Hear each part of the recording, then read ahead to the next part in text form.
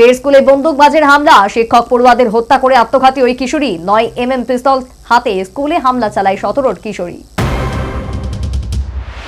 ফের বন্দুকবাজের হামলায় রক্তাক্ত আমেরিকা। বন্দুক হাতে স্কুলে প্রবেশ করে এলোপাথারি গুলি চালালো 17 বছরের এক কিশোরী। এই হামলায় এক শিক্ষক এবং 2 পড়ুয়ার মৃত্যু হয়েছে। চাঞ্চল্যকর এই ঘটনাটি ঘটেছে আমেরিকার উইসকনসিন ম্যাডিসন শহরে। হামলা চালানোর পর আত্মঘাতী হয় ওই হামলাকারীও। ভয়াবহ এই ঘটনার পর ওই এলাকার 9টি স্কুল বন্ধ করে দেওয়া হয় দ্রুত। সব পড়ুয়াদের বাড়ি পাঠিয়ে দেওয়া হয়। এই ঘটনায় বিবৃতি দিয়েছেন আমেরিকার ম্যাডিসন শহরে পুলিশ আধিকারিক। তিনি বলেন, নিউটাউন থেকে উভালদে, পার্কল্যান্ড থেকে ম্যাডিসন, সর্বত্র এই ধরনের ঘটনা ঘটছে। আমরা শিশুদের বন্দুকবাজ হয়ে ওঠা থেকে আটকাতে পারছি না। ক্লাসরুমে নিরাপদ বোধ করা প্রত্যেক পড়ুয়ার অধিকার। তারা লেখাপড়া শেখার বয়সে বন্দুক চালানো এবং হামলা থেকে বাঁচা শিখছে।